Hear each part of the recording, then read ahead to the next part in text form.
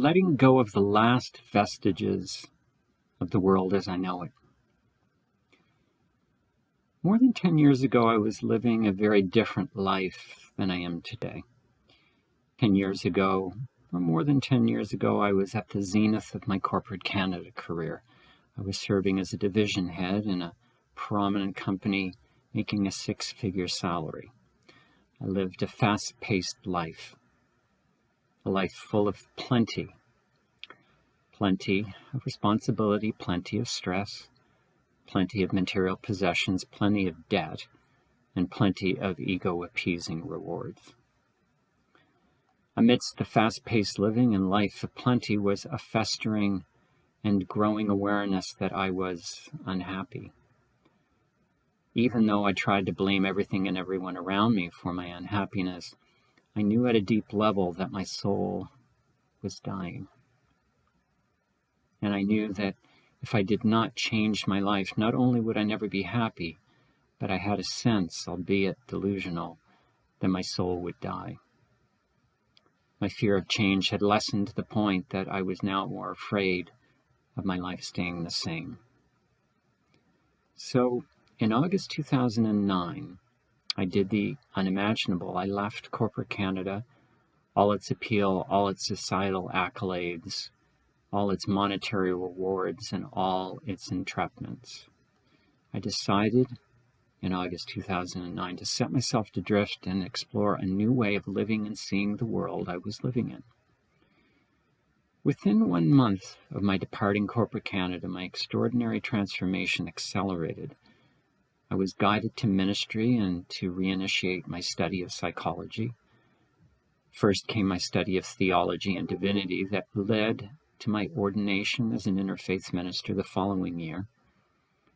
In parallel, I began studying psychospiritual psychotherapy and was eventually certified as a sacred attention therapy therapist in 2015. And during the 6-year period from 2009 to 2015, I subconsciously and unconsciously divested myself of much of my way of life prior to 2009. As new ways of living and seeing the world I was living in came into focus, an entirely new way of living started to take hold. As the years went on, I felt and grew more in alignment with my true authentic self and calling. A trust in life grew over me that allowed me to experience more peace in any one day than I had experienced in the entire 40 years prior to leaving corporate Canada in 2009. But one last reminder of my corporate Canada days hung around, and that was my debt. My lifestyle prior to 2009 was one that not only numbed me into complacency, but made me think that it was quite normal to have debt. As my lifestyle began to change significantly post-2009, so too did other factors like income.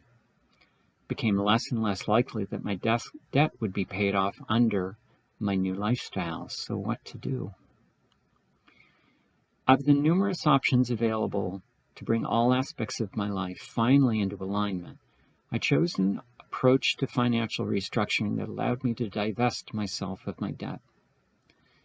It was an emotional decision to take the approach I did, and it was blessed with many gifts of awareness and opportunities to deepen into my inner work, to unravel the teachings being offered me.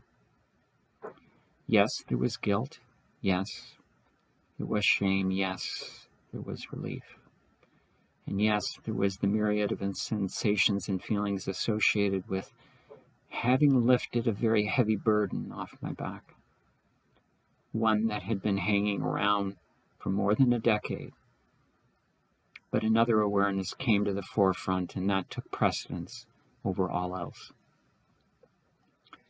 The decision to divest myself of my debt from corporate Canada days was the final step in letting go of the last vestiges of the world I once knew. I now felt in full and complete alignment with a new way of living and seeing the world I live in. The alignment was freeing, in part because A perceived burden had been lifted from my shoulders, but more so because now I was living in alignment with all other aspects of my life. I was reminded of the ancient teaching that when what we say and what we do is in alignment, we are healthy. Or when what we say and what we do is not in alignment, dis-ease results. I realized that for many years following my departure from corporate Canada, I was still in a state of dis-ease because what I was saying and what I was doing was not in full alignment.